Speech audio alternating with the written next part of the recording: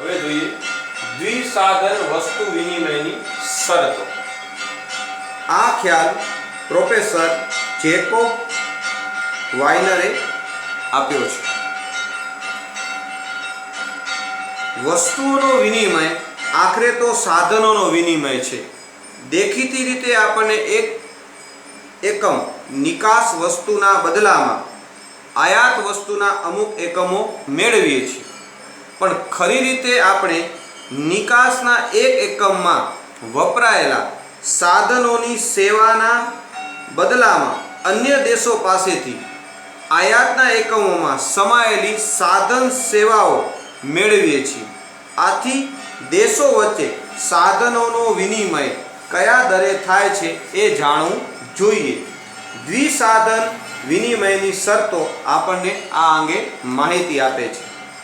એક સાધન વસ્તુ વિનિમયની શરતોમાં કોઈ એક દેશના નિકાસ ઉદ્યોગોની કાર્યક્ષમતામાં થતા ફેરફારને જ ધ્યાનમાં લેવામાં આવે છે. જ્યારે અહીં નિકાસ કરતા એટલે નિકાસ ઉદ્યોગોની કાર્યક્ષમતાની સાથે સાથે આયાત ઉદ્યોગોની કાર્યક્ષમતાને પણ ધ્યાનમાં લેવામાં આવે છે.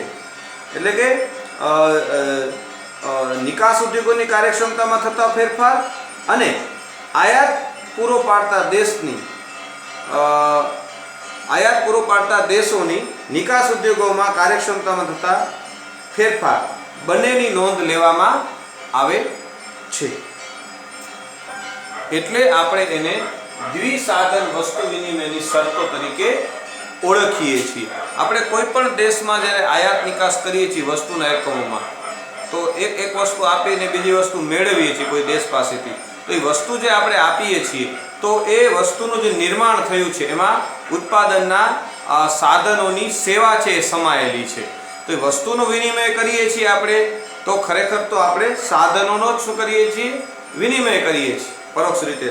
તો એ સાધનોની કાર્યક્ષમતામાં જો ફેરફાર થાય તો એની અસર છે એ વસ્તુ વિનિમયની છે એ શરતો પર થતું હોય છે. એની અસર છે એ વેપારની શરતો પર થતો હોય છે. તો આપણે એ જોઈએ. તો એની હવે સૂત્ર દ્વારા આપણે છે સમજૂતી મેળવીએ. સૂત્ર દ્વારા આપણે આ રીતે રજૂ કરી શકીએ. ચાલુ વર્ષનો નિકાસનો ભાવ આવે છેદમાં પાયાના વર્ષનો નિકાસનો ભાવ આવે ભાગ્યા ચાલુ વર્ષનો આયાત ભાવ આવે છેદમાં પાયાના વર્ષનો આયાત ભાવ આવે ગુણ્યા નિકાસ વસ્તુની ઉત્પાદકતામાં થતો ફેરફાર છેદમાં આયાત વસ્તુની ઉત્પાદકતામાં થતો ફેરફાર એનો ગુણોત્તર. એટલે દ્વિસાધન વસ્તુ વિનિમયની શરતો. અને આવી રીતે ડી એટલે કે દ્વિસાધન વસ્તુ વિનિમયની શરતો. px1 છેદમાં px0 ભાગ્યા pm1 છેદમાં pm0 ગુણ્યા fm1 છેદમાં fm0 ભાગ્યા fx1 છેદમાં fx0 બરાબર nx ગુણ્યા n ગુણ્યા zx છેદમાં zf. આ રીતે એને દર્શાવી શકાય છે. જો અહીં ડીમાં વધારો થાય તો દેશની નિકાસોમાં વપરાયેલા સાધનોના એકમના બદલામાં આયાતોમાં સમાયેલા સાધનોના વધુ એકમો છે એ પ્રાપ્ત થાય છે. જો ડીમાં ઘટાડો થાય તો દેશને નિકાસમાં વપરાયેલા સાધનના એક એકમના બદલામાં આયાતના સમાયેલા સાધનોના ઓછા એકમો મળે છે. ધારો કે નિકાસ કિંમતો ઘટે છે તો આથી વસ્તુ વિનિમયની શરતો n છે એ કેવી થશે? ઘટશે. પણ જો નિકાસ ઉદ્યોગોમાં કાર્યક્ષમતા વધુ ઊંચી હોય તો સાધન વસ્તુ વિનિમય શરતો છે એ વધશે. તો અહીં આપણે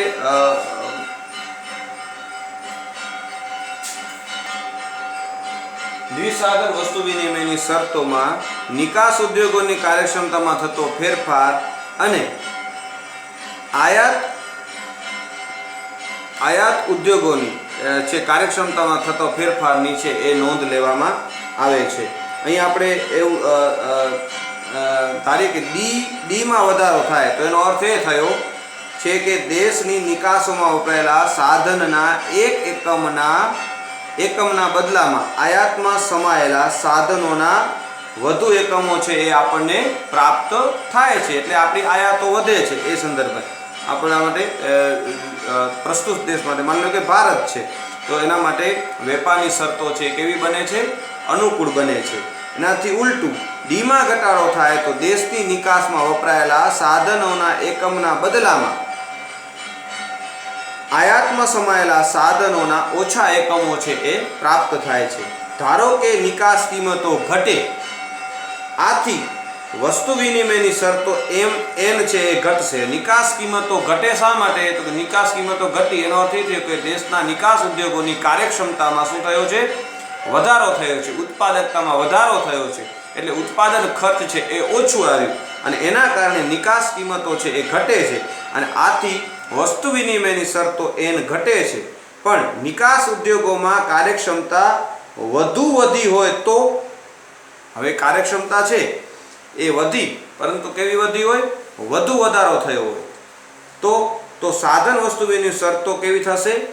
વધશે.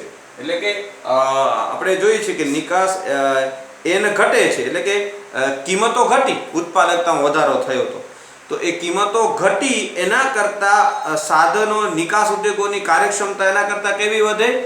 વધુ વધારો થાય કિંમત કરતાં પણ. તો એનો અર્થ એ થયો કે આપણા માટે સાધન વસ્તુ વિનિમયની શરતો છે એ કેવી થશે? વધશે. એ વાત સાચી. તો આપણા માટે વેપારની શરતો છે એ એક સાધન વસ્તુ વિનિમયની શરતની રીતે જોઈએ તો આપણા માટે કેવી થશે? એ અનુકૂળ થશે. પરંતુ જો આયાત પૂરી પાડતા જે અન્ય દેશો છે જેમાંથી આપણે આયાત કરીએ છીએ, તો એ દેશોના ઉદ્યોગોમાં, એટલે કે એને નિકાસ ઉદ્યોગોમાં આપણી આયાત વસ્તુ થશે, એના માટે એ વસ્તુ કેવી હશે? નિકાસી વસ્તુ હશે. તો એના નિકાસ ઉદ્યોગોમાં એનાથી પણ વધુ પ્રમાણમાં કાર્યક્ષમતા વધી હોય, એ દેશની એની કાર્યક્ષમતા આપણા કરતાં પણ જો વધે, તો દ્વિસાધન વિનિમયની શરતો છે એ કેવી થશે? ઘટશે. તો એના રીતે દ્વિસાધનની રીતે આપણા માટે તો વેપારની શરતો કેવી થઈ જશે? પ્રતિકૂળ થઈ જશે. એક સાધન વિનિમયની શરતે આપણે જોઈએ તો કેવી થઈ? અનુકૂળ થઈ. પરંતુ આપણી કાર્યક્ષમતા વધી, એના કરતાં આપણે આયાત કરીએ છીએ એ દેશના, એટલે કે આયાતી વસ્તુની કાર્યક્ષમતા જો વધી, એ દેશની જે નિકાસ કરે છે, આયાત આપણે જે દેશમાંથી કરીએ છીએ, તો એની વસ્તુ કેવી થઈ? નિકાસ ઉદ્યોગ. એનામાં એની કાર્યક્ષમતા વધે તો આપણા માટે વેપારની શરતો છે એ કેવી થશે? ઘટશે.